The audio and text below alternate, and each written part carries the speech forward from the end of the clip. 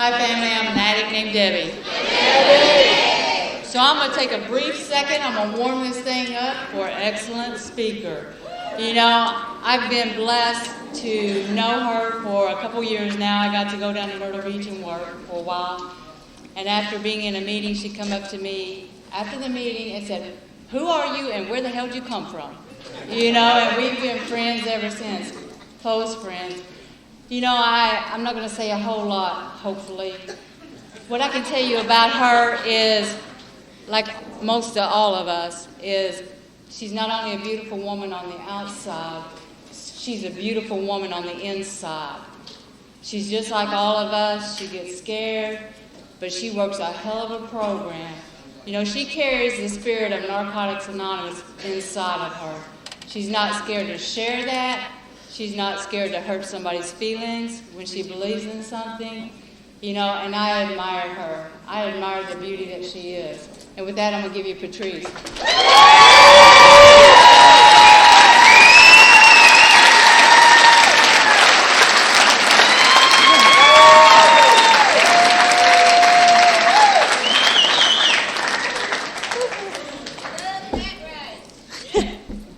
I'm an addict named Patrice, and I have to be one with this microphone before I relax. Whew. Anyway, you guys are cute. Yeah, I'm glad it's Halloween. That helps. Just give me a moment.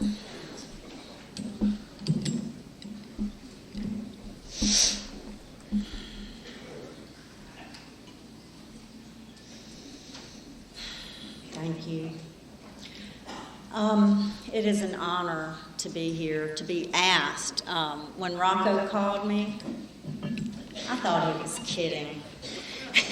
He comes down to the beach and catches meetings, and I just thought he was playing a trick on me because I suffer from inadequacy. But and then when I talked to Bert put the pressure on me. Yeah, last Sunday night he put the pressure on me. He said, "Okay, now we pushed you through." I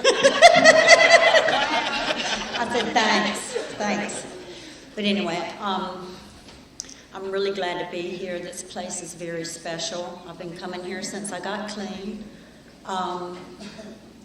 There's just some kind of energy here, and when I leave, I carry it with me, you know, for a while. You know, magic happens here. I'm not going to talk a lot about drugs because we all know how to use. If I did a drug-a-log, we'd be here till the spring. Okay? I used for a long time. I used for 26 years, and I used hard. You know, I remember in high school. The first time it was a liquid drug. It was on from there. There was no stopping. And, you know, I just never knew anything about addiction. I grew up in the 70s in South Carolina, and we're about 10 years behind. So it was the 60s.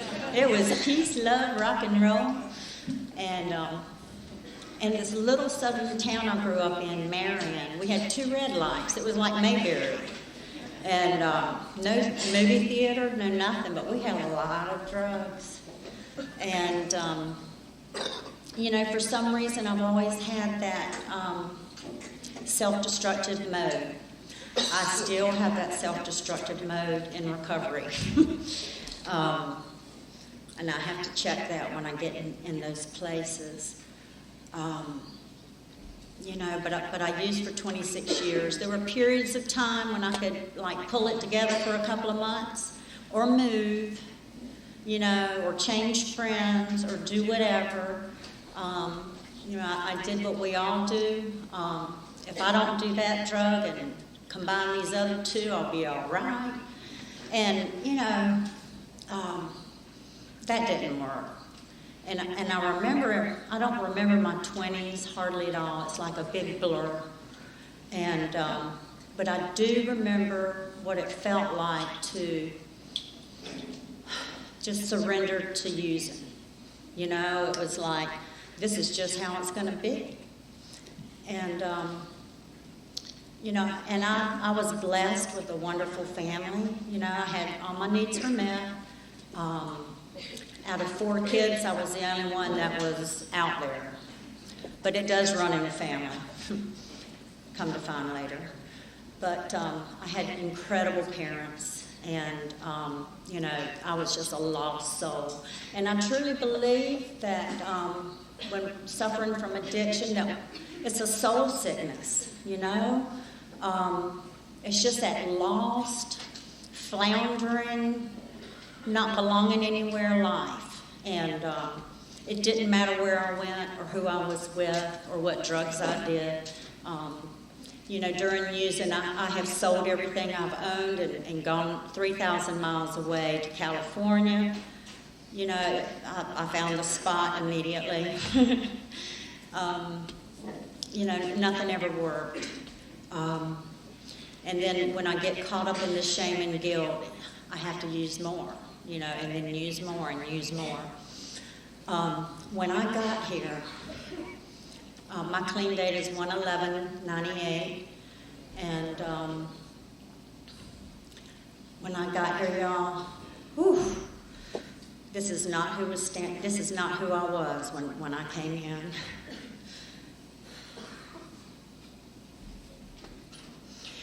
I can still remember what it felt like. I had 2 little children, and I abandoned my husband, my children, and especially me. And I did try to get clean a few times, and every time I would wake up, and, you know, I went to treatment centers and all that, I'd hit meetings, but I had just gotten permission to be a mom and a wife again.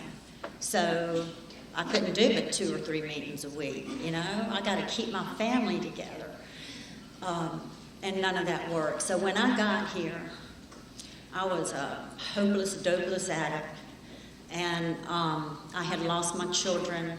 And the best thing that ever happened to me was when my now ex-husband, when he changed the locks on the house and threw all my shit out, I still thank him to this day. I still used after that, but that was the beginning of my end. You know, I did 4 or 5 treatment centers. When I got here, I remember the day I was at my sister's in Charleston. I had used again. Couldn't find my damn car as usual, you know? I mean, I'm like, you know, when you're out of money and you got to have one more, just take the car. So I had to go search for my car, and tires were missing and all of that. And I got all that fixed. My sister gave me $10 to get back to the beach on. And I remember being at that red light, leaving her house, and it was right, go use, left, go home. And I took a left. And I mean, I was like this, you know? And I just crawled into a meeting and surrendered. And I still didn't know if I had completely surrendered or not. You know, I knew that I had promised myself so many times that I was going to stop. And I believed me. And 3 days later, I would use.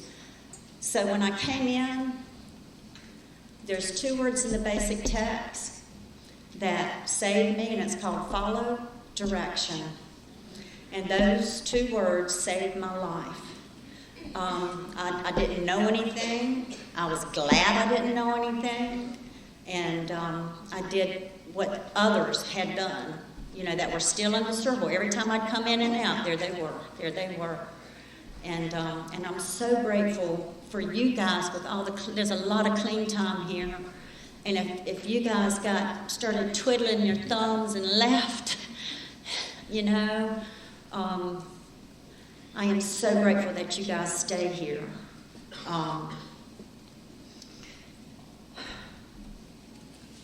I'm not pulling anything out. It's not a gun. Anyway. Oh, that's not a joke? Oh, I'm sorry. Okay. Never mind. I didn't mean that. Anyway, when I got here, I was so broken on the inside.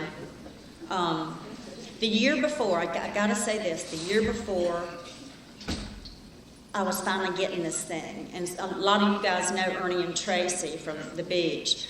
And they scooped me up, and I was getting this thing. And Tracy was sponsoring me, which we've now agreed that doesn't work. But I love her. But something had told me to go get tested. And she said, go get tested. So I did. And I found out that I was HIV positive. And I stayed clean a couple of weeks, and I ran like hell. And that was my last run. And I don't ever want to do that again, ever. So when I came in here, I was broken. And I had HIV and hepatitis C. And, but I realized one thing, that the disease of addiction will kill me far quicker than those two other ones will. And I knew that. For a long time, I underestimated this disease, you know. And it's powerful. And but this program is stronger than that. And I didn't believe that. I believed you believed it, but I didn't believe it. So I hung on to you, who believed. And I just wrapped myself around this thing. When I used, now talking about follow direction, when the man said I can show you how to make the best pipe, I did not alter his direction at all. You know, I did step by step everything that I was told to do. And I got to do that in here because I don't know shit, you know. And a lot of people think that when they're giving suggestions that it's just a control thing and, you know, we do it out of pleasure or something like that. And it just comes from experience, you know. I can't see the freight train coming sometimes, you know. Please tell me I'm right in the middle of the tracks. But anyway, I got here and I was so hungry for this thing, and I still didn't know if it was going to work, and sometimes I still don't know if it's going to work, but it is. And but I did everything. I did all the suggestions. I got right in the middle of this thing and followed direction. I remember jonesing for the first 6 or 7 months, and this is the difference that it made for me this last time, is that I used to think that when I was craving dope that I was doomed to use. You know, I would crave dope and I was like, it's just not going to happen for me. And I learned 2 things. One is pause before I pick up. And the second thing is pick up the phone. Tell someone that you want to use. And I used to think that was so stupid. If I want to use, I'm already done. And that's not true. That's a lie. That is a lie. If I pick that phone up and tell someone, look, I don't know how to say this, but I want to use. Every time I did that, I did not want to use when I got off the phone.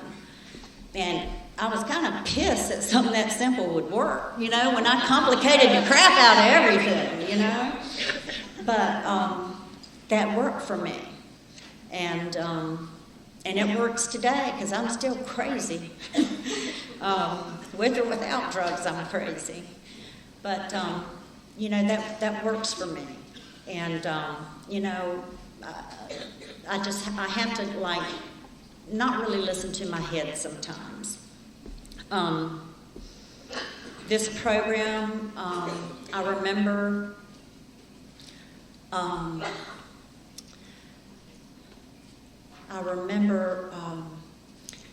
what's the word?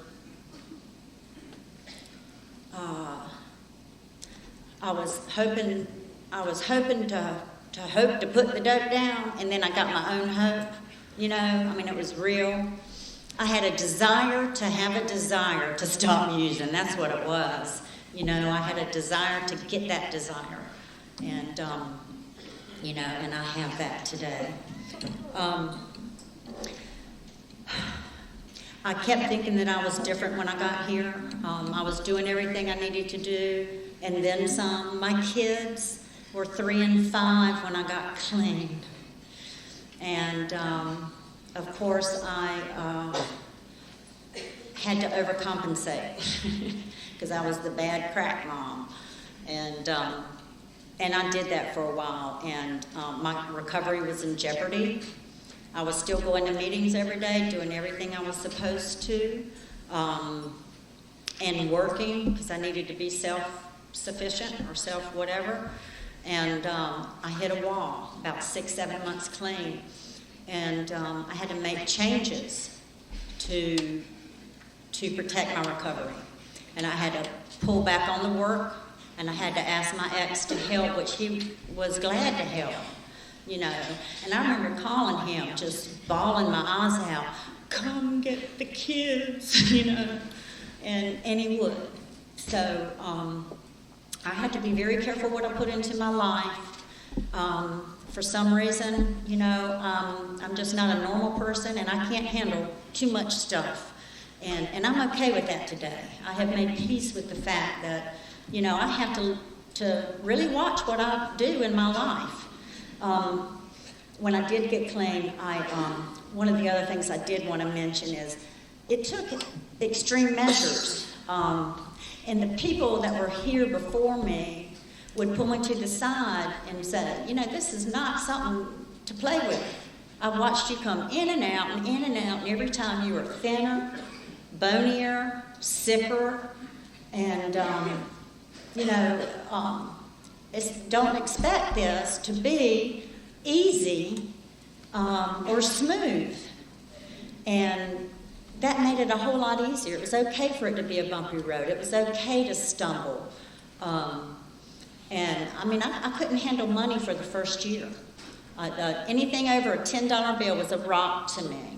Anything.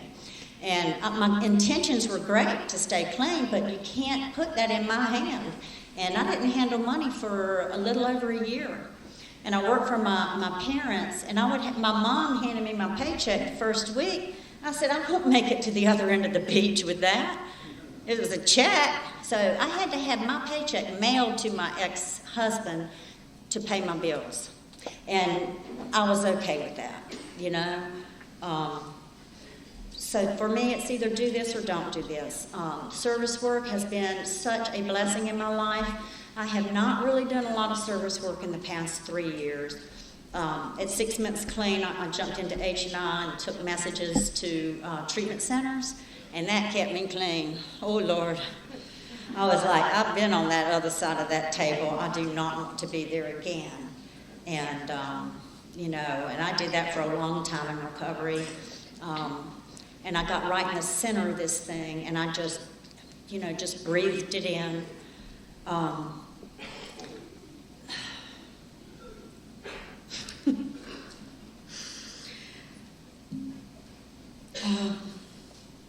The steps have been incredible. I used to look at them on the wall and say, what is that all about? And I'm telling you, I just picked my step work back up again, and oh my God, the freedom. I used to think it was a punishment to have to work steps. I want to look at this. But, you know, the first round of working the steps was just amazing. I still keep all my step work, because when I think I'm okay, I have to pick that back up and read it. Because it's like, who was that? When I worked the steps the second time, that was really a big growth spurt for me. It really freed me on the inside to drop the bullshit. And I'm still got a little bit of that. Y'all know. It's my support group over here. Look, these guys know my story. And they drove 9 hours here. Now, they probably would have come anyway. You know, I mean, I'm not that important. But it's like 9 hours to come here to hear the same stuff. But I love them. I love all of them. But the steps have freed me so much. I had no idea, and my defects of character were so deep. I'm still a people pleaser, but I had no idea that I was manipulating people and actually indirectly lying to them by people pleasing. I'm like, so I want to be nice, so what? And it was like, get real, you know? And I had to like rip that shit down and re-look at it and move forward with it. And it has simplified my life. I used to think step work was torture, and it's not. It is how I change from the inside out. The past few years, my service work has been nursing my parents.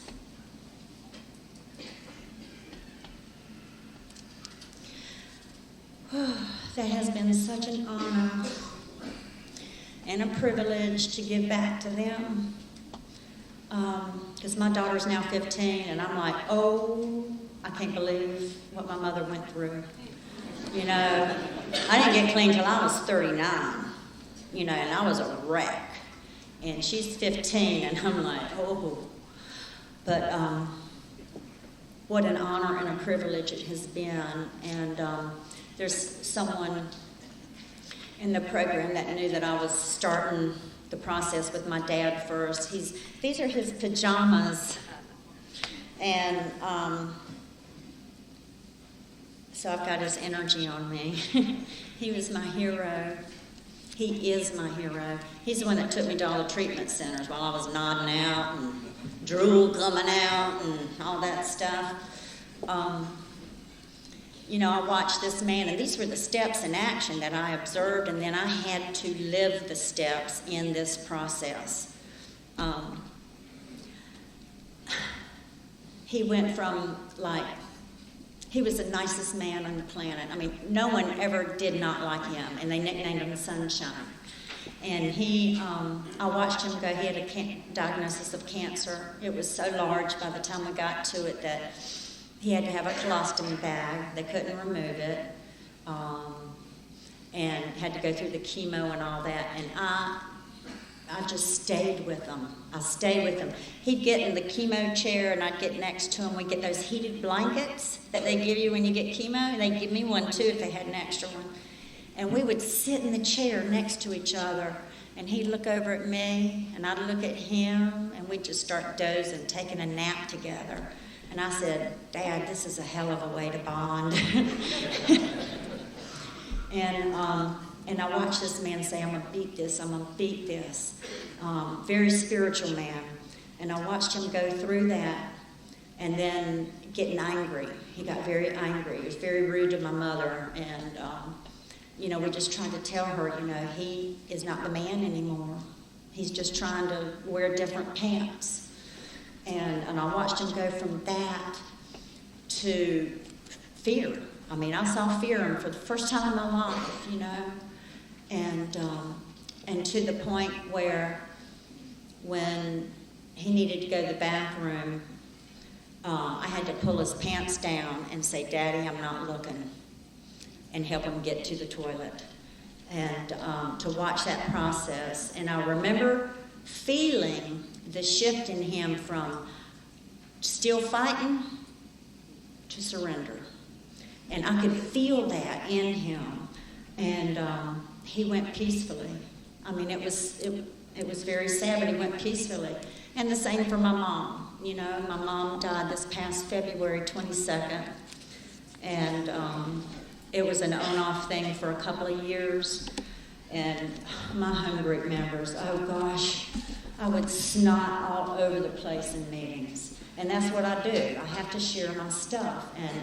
And I would go in and just let it all out. And the support that I got from my network was phenomenal. Absolutely phenomenal. And there's no way to thank them for that. And the same process happened with my mom. She died because of cigarettes. But just to be able to be there and be present and to help, I just can't even put it into words. And that's what recovery has given me, is help me step up to the plate, put my big girl pants on, and do the right thing. And, sometimes that's not easy. It's easier just to stay home and just say, F it. It really is. But I find in my recovery that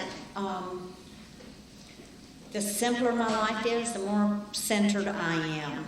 And, I used to have to, my values in recovery were always based on what I did. If I do more, that was good. That was my measurement of value, was what I did. I keep doing more and more and more, and it was like making me crazy. And I realized that it's not what I do, it's how I live on the planet here, and with you guys, and with my children. How do I treat others? And I've made a lot of mistakes in recovery. I've gossiped.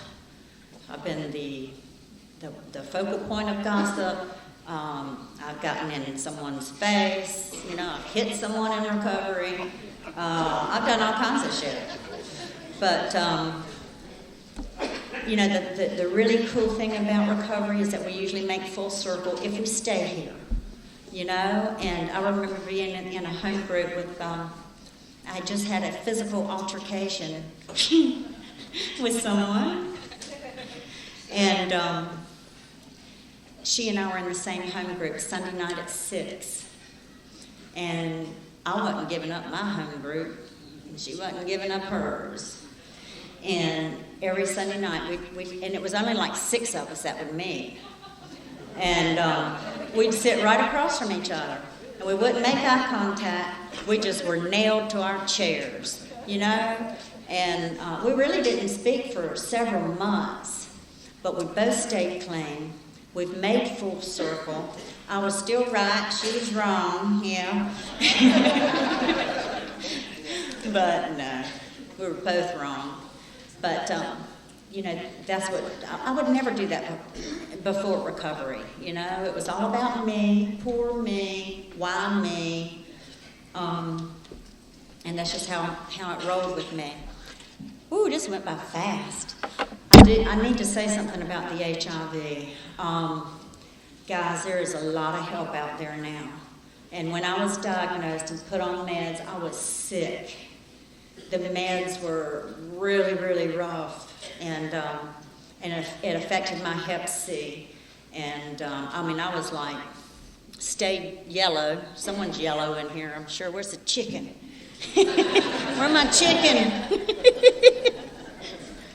Aw, he got hot. But to look at me, I don't think you would guess I'm HIV positive with Hep C. Probably not. And if you go around in ignorance and not knowing, you can't get help. Something woke me up in the middle of the night and said, go get tested. And I was like, what? Really, that's how it happened for me. And I couldn't believe it. And my knees buckled, and I cried, and I wept, and, it's been 14 years since I've been diagnosed. And I'm healthy. But the point I'm trying to get to is you got to know if you got it to get the help. And the meds today, I take 3 pills a day. My T-cell count is probably as good as anybody's in this room. And I've been non-detectable for how many years? 10? So I probably won't die of that disease. Now, my liver's a little pissy, but I'll take care of that some other way. I'm not doing those meds for Hep C. I did that, and I was here, and oh my God, I was so sick. But anyway, there's nothing wrong with going to get tested. If you catch it early enough, all you're going to do is be put on medication, and you can live a full life and not infect others. And I think it is a personal responsibility to do that. So,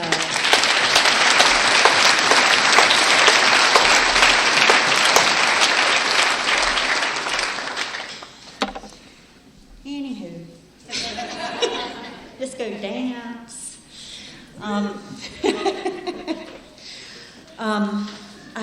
I can't even put into words what this program has done for me. You know, when I got clean, I had to not pick up no matter what. I had to roll through those cravings. I had to pick the phone up and tell somebody, look, I am crazy. And I've had to do that since I've been clean. At 5 years clean, my ass fell off. I don't know where it went. Still can't find it. But, you know, I go through phases in my recovery where I'm really centered and focused, and times when I'm like, am I going to make it? You know? And, you know, getting back to, like, the service work I did, you know, taking care of my parents. During that time, I hadn't picked up step work periodically here and there because I kept my clothes in a bag, and when the phone would ring, it was either, because it was an on-off thing for years. You know, one day they might not make it through the night, and then they'd get better, and then you would think everything's fine. So you go back to your life, and then it'd be back to that. And so it was hard to, like, really relax and be centered enough to really work step work. So, you know, about 6 months ago, I was like, okay, but my parents are gone. I'm in recovery. Why do I feel like this? And I thought maybe I was at a point in my recovery where I wasn't going to make it. And then I wanted someone to fix me, somebody tell me what's wrong. And it was real simple. I picked my step work back up. Imagine that. And I've started back deep into the steps, and that's the thing. You know, it's my responsibility to pick up the step work and to, you know, get honest and to answer those questions and to move along in my recovery. It's no one else's responsibility, and no one's going to do it for me. I would hope someone would catch me and say, you need to do your step work, but, you know, I'm glad I had that awareness to know that it wasn't a flaw in me, which is, it's always a flaw in me. I had to take action. You know, I can wish my way through this thing, may not stay clean. I got to get up off my butt and get to a meeting, share where I'm at, help a newcomer, write on my step, pray some more, you know, and keep moving forward. Because I really, you know, kept thinking I was really moving backwards, which I probably was. But you know, that's my responsibility. I don't know why I have this disease, but it is for real, for real. There's no denying that. If I could do one, I'd do one. I have never been able to do one. And when I made peace with that there has never been a time when I could do one of anything. I need 2 Tic Tacs, a bucket of M&Ms, and the other thing that I don't even know how to put into words, I tell you, there is the power in these rooms. This is where I like to recharge my battery, is right here. And the steps, I have such a passion for this program, but I also have a passion about my higher power. And I don't talk about that a lot because I've done some weird things on 11th step work. You know, I mean, I've done some weird rituals, you know, and it all comes back to the same source. And That is the only constant in my life besides sitting in a meeting. And, you know, people are subject to change their minds. People move. People die. Parents die. Boyfriends change their mind. And I've got to have something constant in here I can hang on to. And this is the spiritual part of this program. And if you haven't found it yet, ask someone for some direction on how to get there. Because that's the whole heart of this program to me. I can believe in you guys in this room, and that is enough to stay clean. It really is. If I believe so much in this program, I can stay clean. But to keep working the steps and going further, it changes and it gets better and it gets different and it gets so good. I have to take a lot of work to do that. I have to practice these things because it does not come naturally for me. Where are you? I really thank you guys for having me. And, anybody that's wondering if they can do this or not, don't try to do it, just do it. You know, I can try a lot of things, but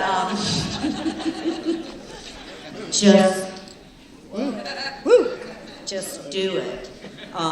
Because, good intentions don't get me or keep me clean. I can have the biggest heart of gold that does not stop someone like me from using. I gotta just do it. And if I nail my butt to a chair long enough, then the other part comes. I got to show up. It's like a raffle. You got to be there to win. I got to show up for this, and I got to sit down, and I got to listen, and I got to do it over and over again, to stay here. And one other thing, my kids are 15 and 17. Woo! And my son's my little hero, and my daughter is just like me, and she moved out this summer. She put her hands... They were having parties when I wasn't there. And so I put an alarm system on the house, and I could hear when a window was being opened, it'd beep and all that. So she put her hands on her hips, and she's moving in with her daddy. And I said, I'll help you pack.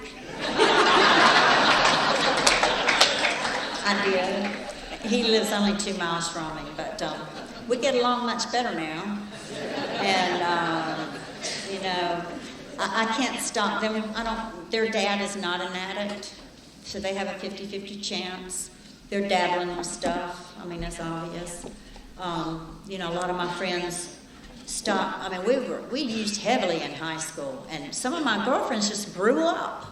And I'm like, how'd that happen? I never could do that. And so I can't stop an addict from happening. I can raise a bottle, but I can't stop an addict from being an addict, and it's not clear yet, so I'm just kind of hanging by the sidelines and taking care of me, and that's about all I can do, is take care of me. Everything else falls into place. And those of you that think that your life is a wreck coming in here, because mine it was absolutely a wreck. I was told to keep it simple, stupid, show up, sit down, be quiet, follow direction, and all that mess would clean itself up. And it did. I could not believe it. And it did it when it unfolded the way it was supposed to. And I've always wanted to alter circumstances to suit me. I need to tweak this and tweak that, and I do that in recovery all the time. But if I let my circumstances alter me, then I'm on the right path. So with that, thank you guys.